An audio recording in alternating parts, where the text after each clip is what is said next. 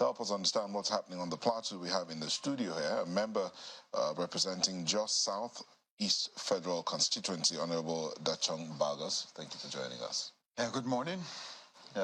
Morning, Nigeria. And you're obviously not happy with the situation on the plateau. No Plateau citizen is happy. Neither any Nigerian is happy with what is happening on the Plateau and other places. And ours is that after all is said and done, let our people live in peace. Let our people have the right to livelihood. And at the same time, with the common phrase, let our people breathe. Yeah. And that's like going to be on many fronts. You know, the very fact that people leave means people have to breathe first. Yeah. You know, for them to be alive. It's a very, very detailed sign of people. I mean, it's the most basic sign of life when you find out that somebody is breathing. And in this situation, we're not even talking the economics. We're talking about lives, security of lives and property. And the situation has been really tough on the plateau, looking at a number of local governments, but I think the local government has come under focus in recent times as Bimongo. What exactly is the status of things right now? We've seen quite a number of visits. Initially, we saw the visit of the Inspector General of Police. Now we're also hearing from the Chief of Army Staff, who has launched a new operation in that particular area. For you, do you think that this is going to make any difference from what we used to have? I think it was Operation, is it something Haven? I'm trying to remember Safe Haven, yes. That's the operation that has been on the plateau for the longest of times. Yeah. Well, do you think that this new operation is going to be any different from how Operation Safe Haven had operated? Yeah, well, I wouldn't say much difference in trying to be able to articulate the issues, in giving Plateau people the sense of belonging in terms of justice. But the only difference you usually have is that when the military come into to all these crisis areas, we have the calmness, which is what we all yearn for, which is the primary responsibility of the Commander-in-Chief of the Armed Forces. And if you recall, we requested for their intervention through the Executive Governor of Plateau State. We went around the service chiefs to be able to solicit for their support. And when we cried, the President gave a directive that, look, they should be able to come into. So whatsoever solution they are bringing now to allow our people to breathe, we accept it with whole hands. But the aftermath is what usually is our own problem, that our people are being killed on daily basis. Intervention will come in the sense that to breach and to stop the killings, but life after that, you still have our people in IDP camps that couldn't go back to their own villages that they were chased. You still have the sign of injustice, because the people that were being killed up till now have not gotten justice. So balancing the intervention is what we'll always seek and yearn for after now. Yes, what we solicited for came in, and we appreciate that fact. And justice is part of what, again, we are seeking for. That after all is said and done, the people and the number of people that have been killed, what happens to their families? The villages that have been raided, what happened to those villages? And that is the narration that I want government to look into. What are the root causes? Because the narration that has always gone out is farmers and herders clash. That has always been the wrong narration. But looking at the real causes in terms of theory, in terms of putting the theory of what represents this local government. We have 17 local government on the plateau. Why is it that the heat is always on Barkin Ladi, Riom, it was a Bassa, Jos South, and recently Mongu, 6 out of 17. So these are the local government that has like high level of mineral resources and agricultural produce in the state. So you're implying that this is not to the crux of this insecurity is not far from economic. It's not far from because economic and political, as far as I'm concerned, because at the end of the day, you are chasing these people from these local areas. And when you chase them, if it is a clash, which means at the end of the day, the two parties should be able to have casualties. But this is a situation where you chase the people entirely, and you occupy. That's an act of genocide. That's an act of land grabbing. So what we still yearn for from the military is that when you have actualized and normalized the areas, you should be able to give us our land back. Our people should be able to go back to their various places. But from 2001 and whatsoever, you will have a lot of community people that have reintegrated in different other communities. They have not gone back to their own villages. And so I will want government, now that we have a listening leadership in terms of security, because I must, in as much as I'm PDP, I must applaud the president that among the governors since he came into power, among the first governors he saw was the governor of Plateau State from a PDP state. And again, when we cried on these issues, he outrightly gave a command that the security should immediately take charge of those areas. So that we applaud him. We appreciate him for that. And looking at those, we want him to go further. That look, ensure that the land of these people are being given back to them. Because we have a lot of illegal occupants. Today in Mongu, apart from the city center of Mongu, a lot of villages in Mongu are now empty. And when you leave those villages within the next 1 year, because of fear of going back, these villages will be occupied by illegal occupants that have chased the people. So what we will seek for after now is justice. A lot of houses have been burned. So who will now rebuild, and how will those houses be rebuilt for these people? If 61 million can be used to bury corpses, we want that 61 million, that amount to be used to rebuild our houses that has been burned. So that is where people. 1 million is Lagos. I mean, that's yeah. Well, it's government. That's the anywhere, anything government. can happen anywhere. Yeah. But further to that, I want us to be very practical in these issues. When you look at all these local government, I have a little slide here. When you look at this local government, let me start with Barkin-Ladi. Barkin-Ladi, with this population of over 100,000 people. Agricultural resources in Barkin-Ladi. Barkin-Ladi is a hub of potatoes production, Irish and sweet potatoes, vegetables, grains, and livestock. And when you look at the mineral resources in Barkin-Ladi, you have not less than 7 to 8 mineral resources in Barkin-Ladi, be it tin, kaolin, zircon, granite, so on and so forth in Barkin-Ladi. Go to Bokos local government with over 264,000 people. It is a Barkin-Ladi, just so that people can have an idea for those who have been to Jos before, Barkin-Ladi is where the airport is. Yeah, Barkin-Ladi is where the airport is. And even from the airport, you will see women selling potatoes on the road. You see a lot, and it's a hub of potatoes, being Irish and sweet potatoes.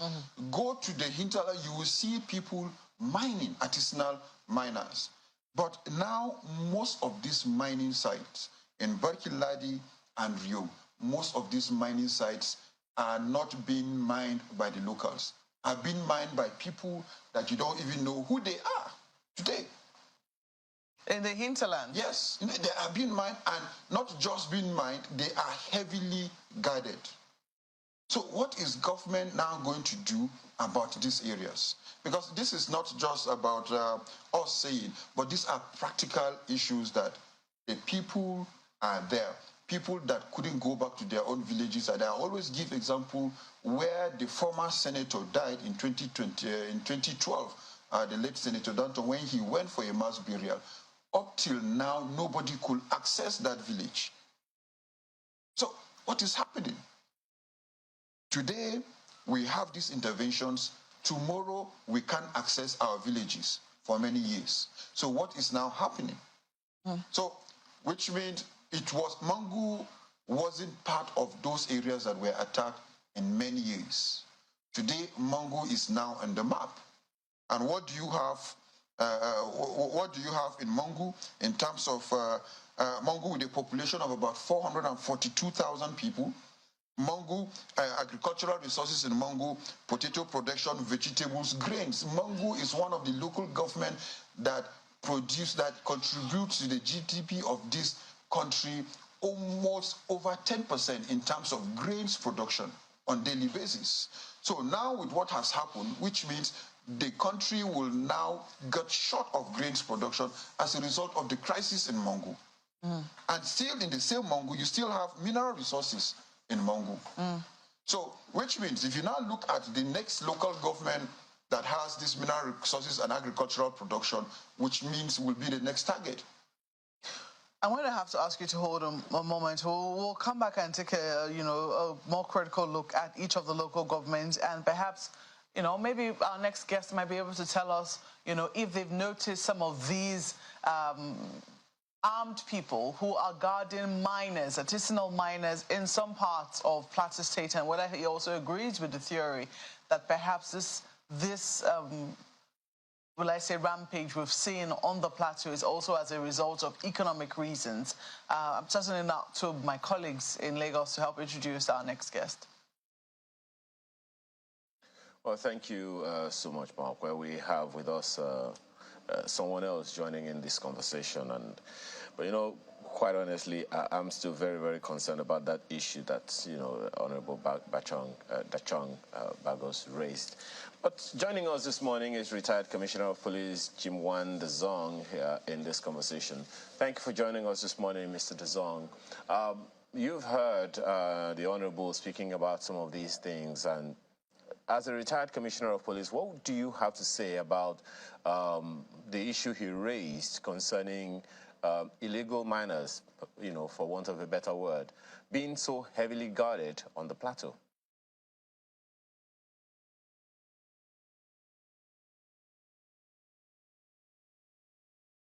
Can you hear me, Mr. Dezong?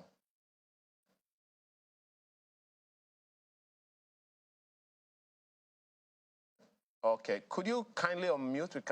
We can't hear you at all. Okay, well, while we're dealing with that one, let me quickly come to you, Honorable. Just to be clear, when you say that these miners that you talked about, unidentified miners as you put them, are heavily guarded, kindly tell, what exactly do you mean? Are they being guarded by Nigeria's security officials, soldiers, the police? What kinds of security apparatus do they have around them?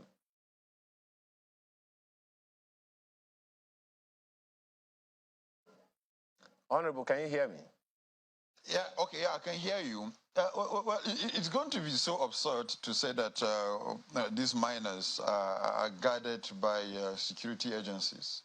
And what we know that these mining sites that we have on the plateau and most of these communities that you can have mineral resources cannot longer be accessed because of heavy artillery, because of people that will repeal anybody that wants to go into that. So when you hear gunshots from afar and when you see that people are being killed within a range of kilometers before going to those sites, you should know that you can't even access those areas. So whatsoever kind of ammunitions or artillery they have, that our own people cannot really even access to say that this is the person that, but they can no longer access their communities, which is very paramount. If you can not longer access channels television, which means somebody is refusing you from accessing channels television without you knowing who is doing that. So, but it's the same security that are guarding us. We can't say that it is the security that are guarding them, because the security that we know that are to protect us will not be part of that. That same issue, I'm wondering how involved or how much aware would you say the Federal Ministry of Solid Minerals was about, this particular situation? Because, I mean, it is squarely within the purview of the Federal Ministry of Solid Minerals to ensure that whatever needs to be done is done right. So if the mining is happening in a particular locality, in a particular state, I expect there should be some kind of agreement or discussion or awareness of that activity by the governor from the Federal Ministry of Solid Minerals. Yeah, quite well. Because over the years, there has been this negligence from ministry because of the law. What they usually term most of our miners are illegal miners. So we have tried from the National Assembly to see how the laws will be amended, that these miners you see within these communities are artisan miners. So the law should be able to recognize them. The government should be able to engage them. I know the last phase, we're able to have an engagement with the Ministry of Solid Minerals. And even the current governor has gone to the Ministry of Solid Minerals twice to have an engagement with them.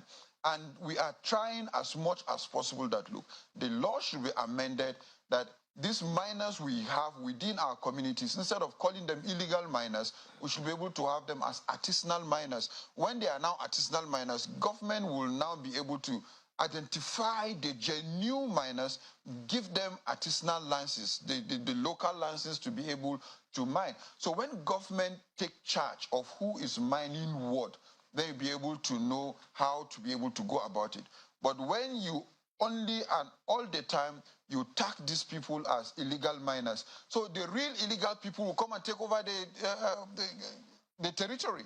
So that is the breach and the gap government needs to look into, that the genuine and the main locals, they should be able to come into as a cooperative, which we have interacted with the Ministry of Solid Minerals for the past 2 years or so, and which is what they are doing.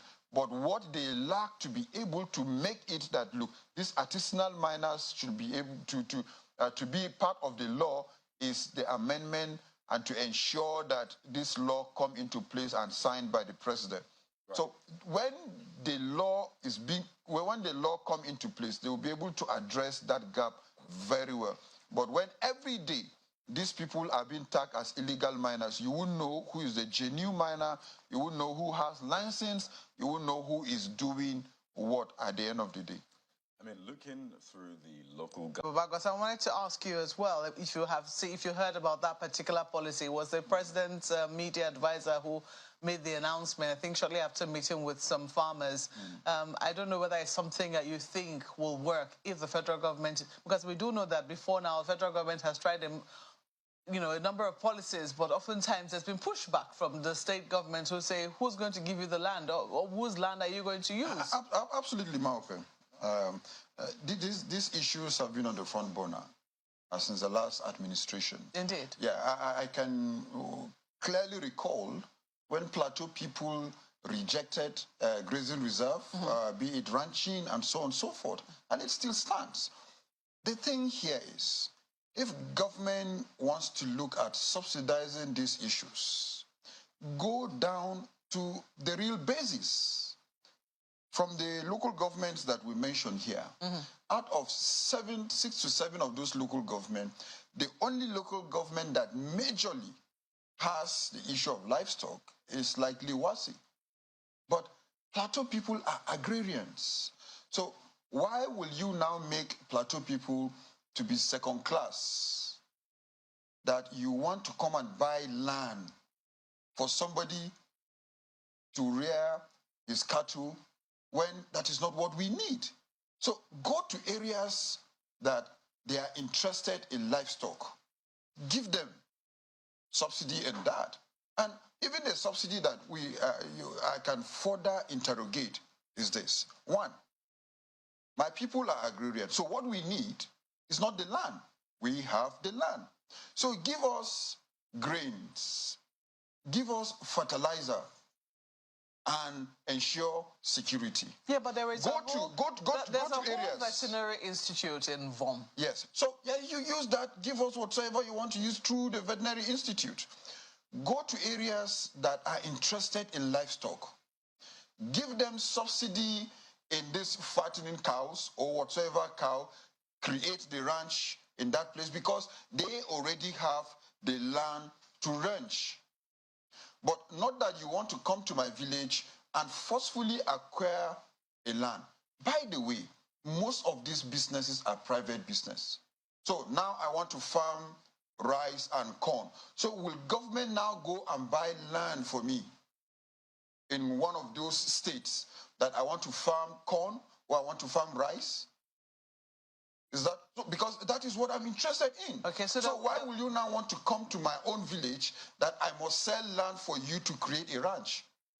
So it does appear there needs to be greater engagement on this particular policy of government. Well, so if you want to do ranching, there are in the 21st century, there are many ways you can be able to do that. And by the way, it's a private business. Most of these issues are private business. So if you want to give loan to whosoever wants to do either of them, whether you want to farm, you're into food crops, you're into whatsoever, you're into piggery or whatsoever, you want to rear cows, go to Bank of Industry, access loan, and go to wherever you want to get land, buy the land or lease the land, and you continue with that. And so these are issues that government really needs to come to the table and ensure that everybody is a first-class citizen of Nigeria. Well, Honorable Bargas, we want to thank you for coming in this one. Let's hope that this matter of conversations and engagement will continue. Yeah, well, hoping that security issues will all be settled, decentralized, settled, and everyone will be treated as a first-class citizen of Nigeria and not just of the Plateau. Exactly. Thank you so much, Honorable Dachong Bargas, member representing Jos South East Federal Constituency, and joining us virtually